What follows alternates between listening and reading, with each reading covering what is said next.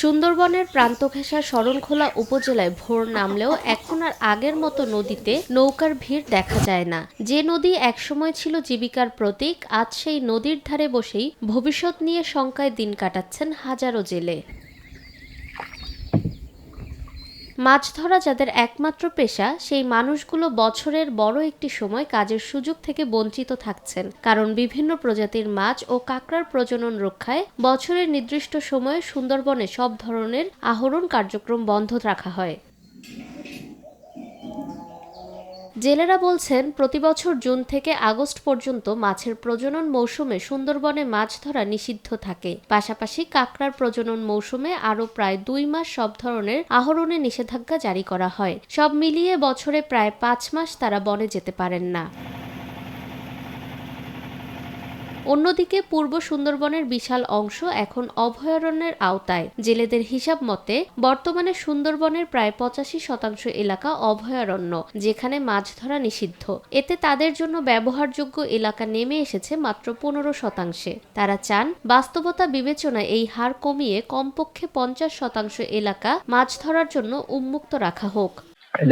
অবন্য হয়েছে 85%, এরা নেমে আনলে 50% যে অবন্য হয়, আমাদের এই মাছ ধরে আমরা জীবিকা নির্বাহ করতে পারি। আমাদের এইটা সবচাইতে ভালো হয় একইলে পাটি ডেলে গিয়ে বেশি সুন্দরবনে দলিদস্য আর দিতে এলে অবান্য রয়েছে।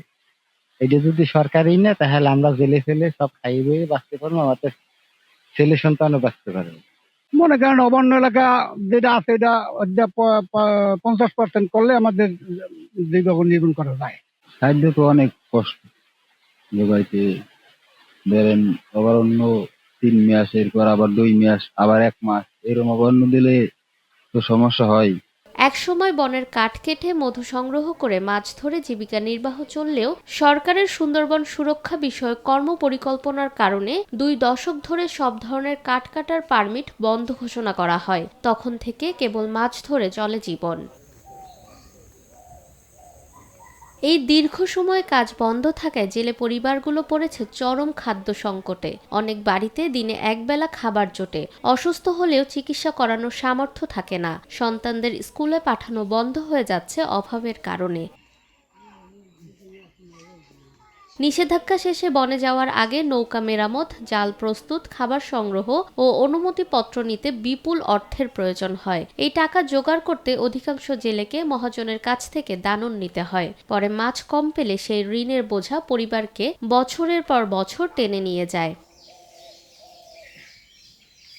এর সঙ্গে যুক্ত হয়েছে বনদস্যুদের স্থায়ী হুমকি। সক্রিয় অবস্থায় রয়েছে সুন্দরবনে দস্যু বাহিনী। বনদস্যুদের হিংস্র অতৎপরতা ও উপদ্রবে বনে ঢুকলেই অপহরণ, মারধর ও মুক্তিপণের আশঙ্কা জেলেদের মানসিকভাবে বিপর্যস্ত করে তুলছে। মনে করেন মাছ পোনার বড় এই অভয়ারণ্য এলাকায় যাওয়া যায় না, নিষিদ্ধ। তারপরে এই মাছ ধরতে গেলে মাছ পোনা কম হয়। তারপরে মনে করেন এই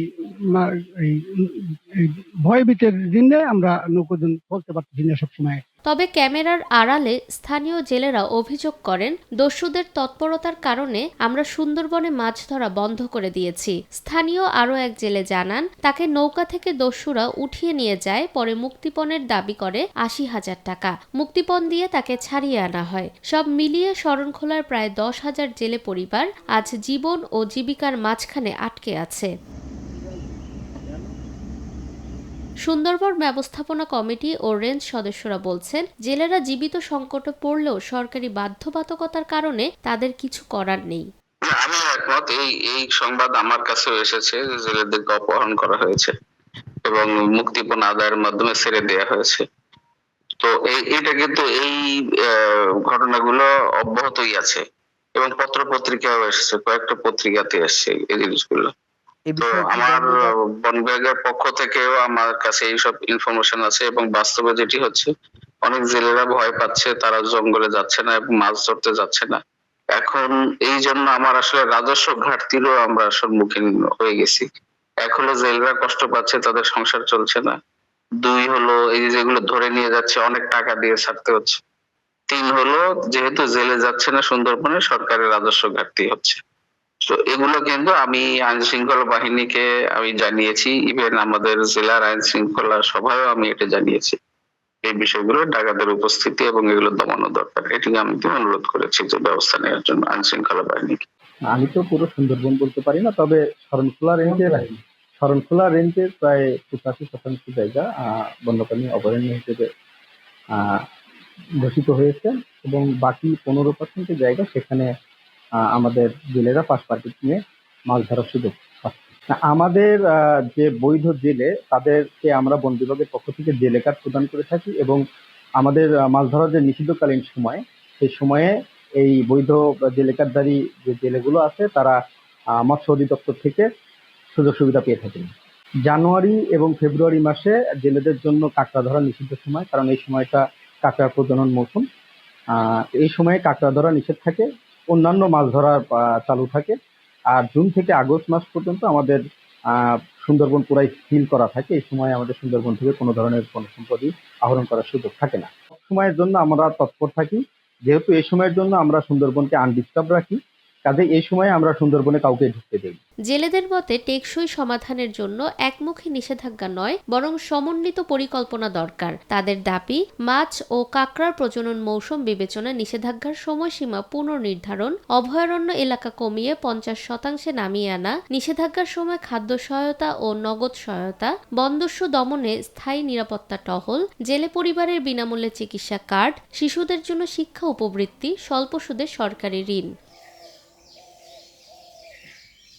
জেলেরা বলছেন, তারা প্রকৃতির শত্রু নন, তারা প্রকৃতির সন্তান। সুন্দরবন রক্ষা করেই তারা বাঁচতে চান, কিন্তু বাঁচার জন্য ন্যূনতম সুযোগটুকু নিশ্চিত করা দরকার। মানবিক ও বাস্তবসম্মত সিদ্ধান্ত নিলে সুন্দরবন যেমন সুরক্ষিত থাকবে, তেমনি রক্ষা পাবে সুন্দরবনের উপর নির্ভরশীল হাজারো জেলে পরিবার।